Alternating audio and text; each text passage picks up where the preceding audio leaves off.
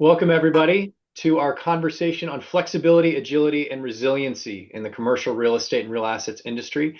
My name is Mike Cordingley. I'm the Managing Director for Strategy and Leadership Advisory at Ferguson Partners, and excited to be joined here by my friend Pat Eberhart to talk about these critical topics. Now, the commercial real estate industry and real assets industry are navigating one of the most disruptive environments in a generation, whether it's rate volatility, technology transformation, compressed transaction volumes, just to name a few. The question that many leadership teams are coming to us and asking is, do we have the people and the culture to execute through sustained uncertainty?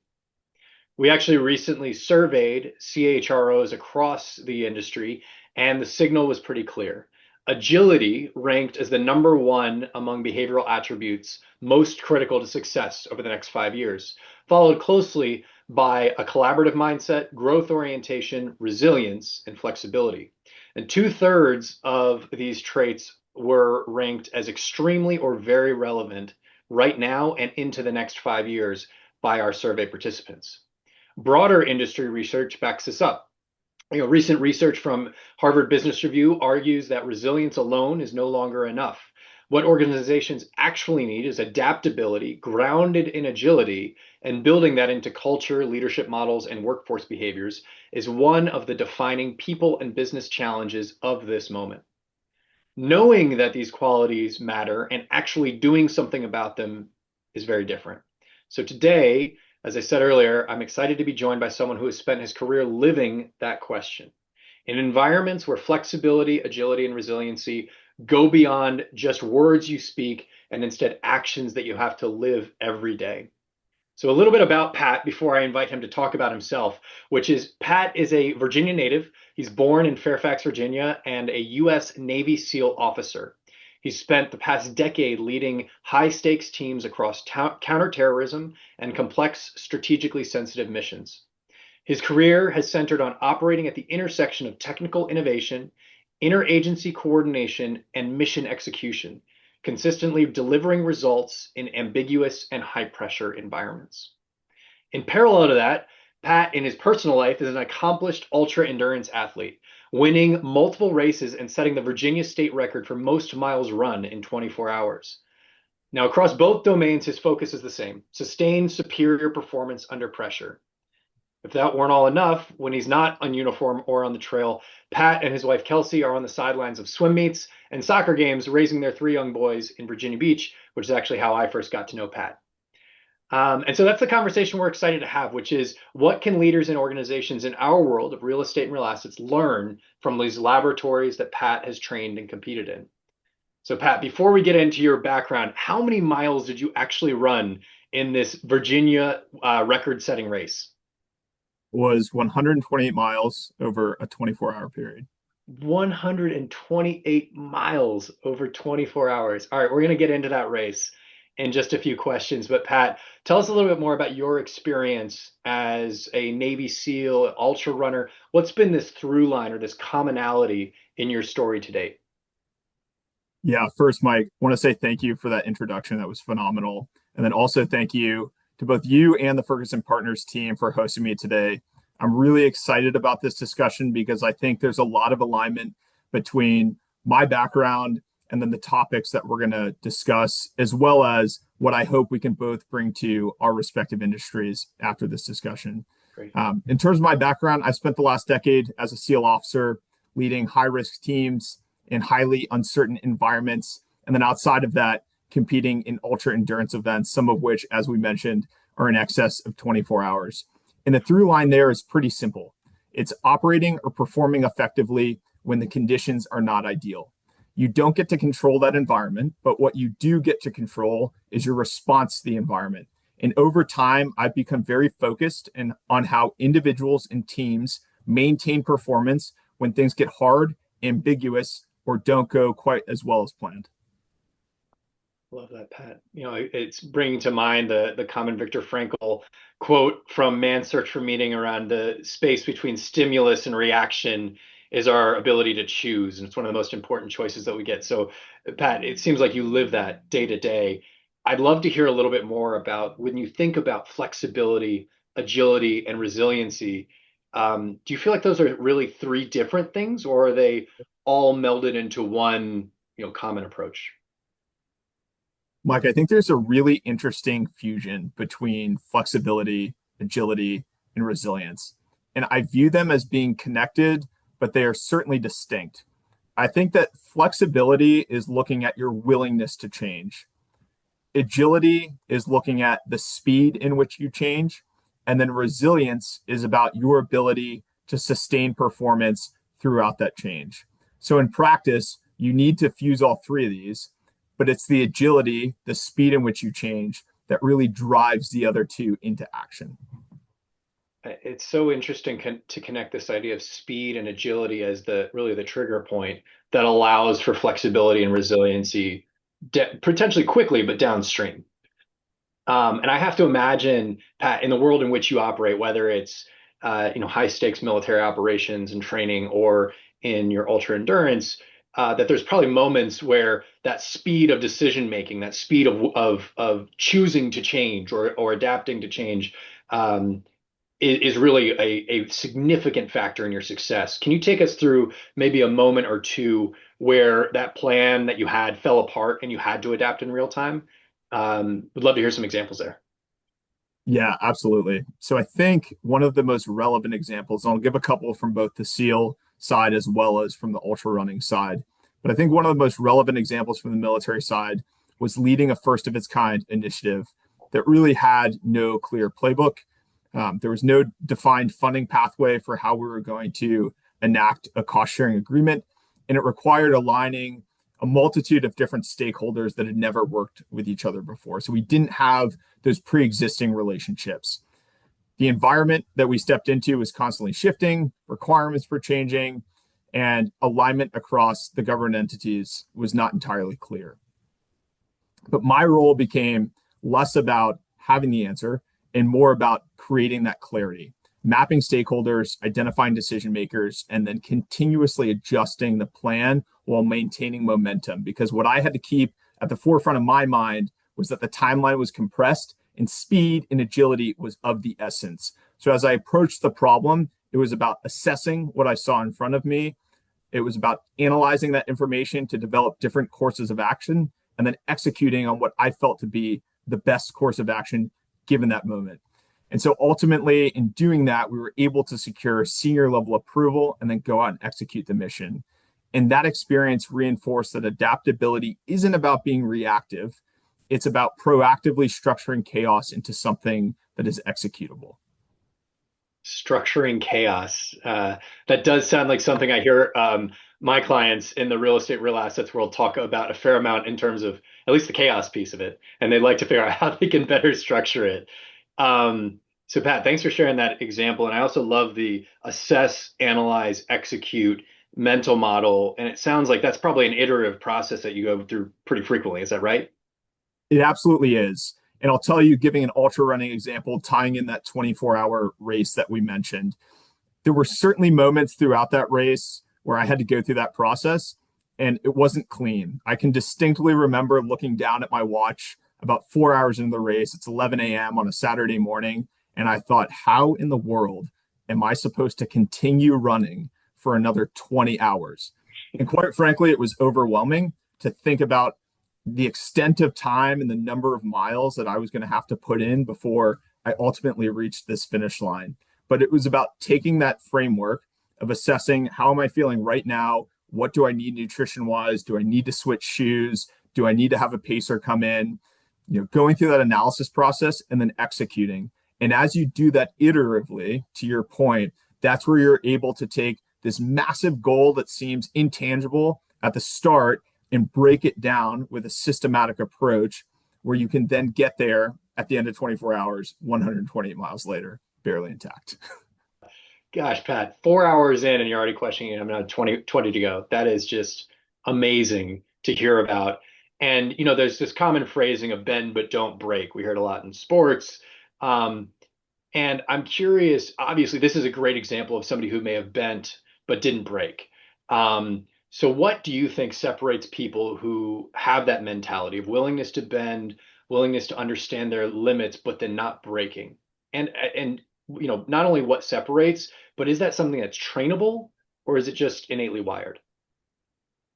Yeah, I think the biggest separator between the two is how people interpret stress. The people that break tend to see stress as a threat, something that's happening to them. And the people that bend see it as information and something that they can use.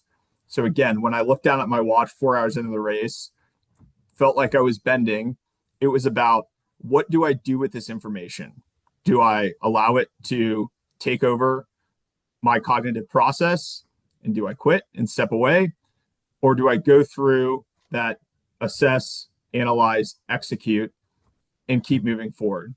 And that shift between taking the information and doing something with it, vice using it as a threat, sounds very small, but I do think that it drives behavior. One leads to hesitation, and the other one is propelling you into action. And I think that this process is trainable.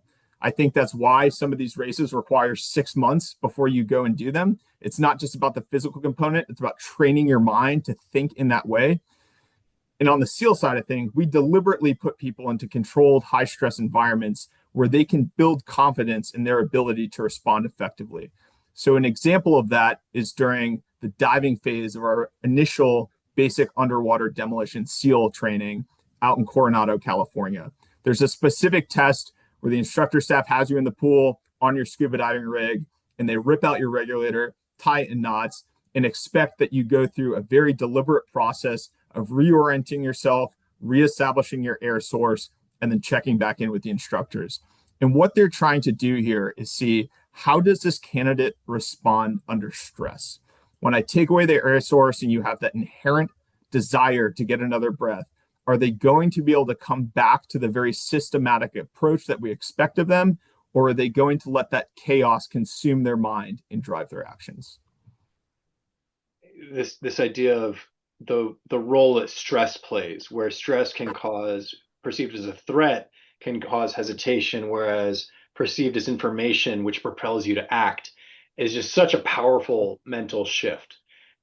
But I will say hearing this story you just offered up, I think that there's also this seems to be this fine line between being resilient and just being stubborn and like sticking to it, even if it doesn't make sense.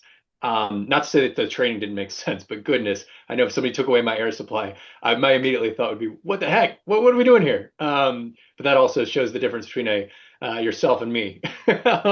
So when you think about this idea of the fine line between resilience and stubbornness, how do you know that you're being resilient in that moment versus just being stubborn? Yeah, I think resilience is really about staying committed to whatever objective you've set forth. Whereas when you look at stubbornness, really you're staying committed to the approach, not necessarily the objective. And the difference there is awareness. We have a saying in the military that your plan will only survive until first contact. And when you get new information, it might suggest that your approach isn't working. So you need to lean on your resilience to adjust. Stubbornness would be continuing anyways because you have anchored on that initial plan. And when a new piece of information presents itself, you don't have the ability to go back through that loop and take a slightly different course to getting to your desired end state. And I think what I've seen out of the best operators in the military and the best leaders on the business side are ones that have a very clear objective, communicate that to their team, but they are also flexible in how they get there. And it's that continuous problem solving process that we've talked about that allows both them and their team to be resilient and adapt rather than being stubborn and get stuck on the pathway towards the desired objective. Yeah, so it's, I think, resilient and adapting based on the outcome that you've established, the goal that you've established relative to being stubborn on the way you're going to get to that goal. That feels like a real tangible takeaway for leaders who are listening to this as they think about navigating their own challenges. But I'd be curious, if you were advising a leadership team on navigating disruption, could be a market shift, an organizational change, could be various market pressures or stakeholder pressures that are happening. What do you think the mindset of a SEAL or an ultra runner tends to get right, where many organizations might get completely wrong? Yeah, I think where those communities get it right is the focus is for high performance is not on intensity, it's about consistency over time. And I like to call that you're building it brick by brick. Nice. So in the 24-hour race, you're not managing those miles you're running. Really, what you're focused on is managing your energy, the nutrition that you're taking in throughout the race, and then your decision making process as you get deeper and deeper into that event. And there are these constant micro decisions, whether it's out on the trail or out on the battlefield. It's when do you push? When do we bring in a different asset? Where should we pull back? How do we respond to setbacks in order to get around them or over them? And I think that that directly translates into the professional environment where the success comes from sustained execution. It's that brick by brick approach, not the really high intensity short bursts that are attempting to get you there, but ultimately fall short. Connecting this back to some of the commercial real estate environment that we and real assets environment that we tend to see ourselves in, it's very natural for leaders, particularly those who have come up in a transaction-led environment. They're focused on the next deal, the focus on the bigger deal, the biggest transactions. And that's typically what's made them very successful in their career. And what I've observed is that those who continue to be successful in more complex levels or more enterprise and wider ranges of leadership are able to extract themselves from just the transaction environment or just the deal environment and thinking bigger picture, thinking about how do we show up every day? How do we focus on the broader objective that we're trying to accomplish and not just the one project or one deal that we're focusing on. I don't know how that might resonate to you in that mindset of, again, that SEAL and ultra distance runner mindset. No, it absolutely resonates. And I think you look at that enterprise approach that you discussed, where these are cycles happening over long periods of time. That resonates with my experience in the SEAL community, where some of these operations require 12, 18 months of identifying a gap, training to a specific capability to rectify that gap, and then ultimately going out and getting approval. And that doesn't happen in a quick period of time. And back to the 24-hour race mentality, it's very easy to look at that process and struggle to find a way of how am I going to get from my initial starting point to execution, because it's a long path and it's really breaking it down. Again, that brick by brick mentality that each day we're going to take a couple more steps forward. And maybe there's sometimes where we have setbacks and we need to take a step back or take a knee and we have to go through that problem solving process. But ultimately, it's maintaining that forward momentum that allows you to navigate that path and then get to the end state that you're desiring. Pat, this is really helpful. I want to give you a chance to close with just if there's one thing that you want someone in the middle of one or maybe multiple of these disruptions that we've encountered that we've mentioned earlier, both in your organization and or in your professional role, what's one thing that you'd hope that these individuals might walk away with? If there's one thing that I'd take away from both the running side of my life as well as the SEAL community, it's don't wait for stability to perform. I think that the organizations and individuals that end up winning are the ones that can operate effectively in uncertainty, not the ones that go out and avoid it. And that is absolutely a skill that you can build. It's one that you have to train to. It's ingrained in how you lead, and it's how you respond when things don't go as planned. And I will admit, it is certainly uncomfortable. Some of the things that I went through during SEAL training were uncomfortable. Some of these races are uncomfortable. And the process is slow at first, but through practice, you can develop that systematic approach. Resilience, agility, and adaptability aren't about being reactive. They are about establishing those systems that you can enact when it's required of you. Thanks, Pat. Really appreciate your time and your expertise. And I think what I heard loud and clear there is don't wait for stability to perform. And if I've heard anything from our leaders that we work with across real estate and real assets, the past few years have been anything but stable, and that's probably what's to come. So thanks again for your time. Look forward to chatting again soon. Appreciate your insights, Pat. Thank you, Mike.